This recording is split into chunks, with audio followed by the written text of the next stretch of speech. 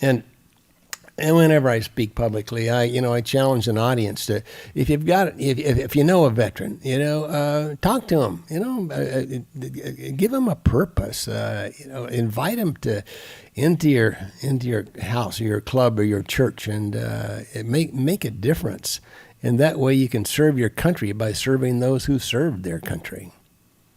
Yeah, it's interesting, Jim. You kind of made that joking comment, hey, Truman dropped the bomb and ruined a perfectly good war, and we all laughed at it, but we all also kind of understand that there's some level of reality to that. And you think when you're in the military, and I always talk about the fact that when I joined the Navy, it was 1990, and I just missed the first Gulf War, and I was completely dismayed by that because there hadn't been a war since Vietnam, so it'd been 20 years, and I'm thinking, okay, there was my shot to fight in a war, and I just missed it. And so that what you're talking about of, hey, you feel like this is your purpose, and this is what I'm supposed to be doing with my life, and it's a higher purpose, and it's a higher cause, and it's something that is bigger than you, and so when you're a part of it, it feels good, and you want to participate, and you want to help, and then when it's over, you look around and you go, wait a second, what's my higher purpose now? And I think you're right, that's where people get into trouble, because they're so tied to their old higher purpose and they can't transition to the new one.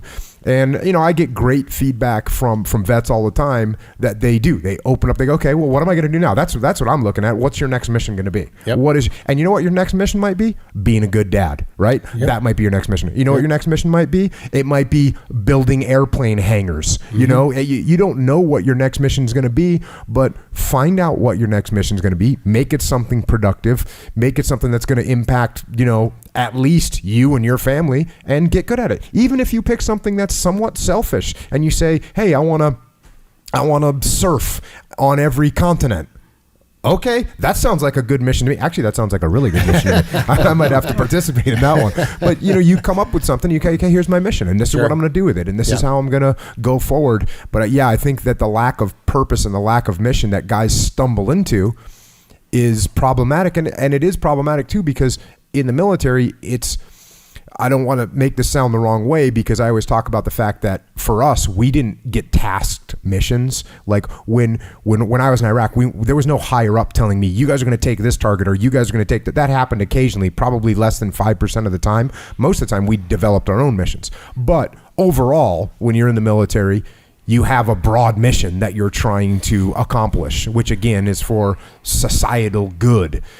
And so when that disappears, guess what? You have some autonomy now. Now, what are you going to choose as your next mission? What are you going to do? How are you going to improve yourself? How are you going to improve your life, your families, your communities, or your countries, or the world? What are you going to do to make it better? And you see the vets that are out there that are doing that, man, they go. They excel. They excel. Absolutely.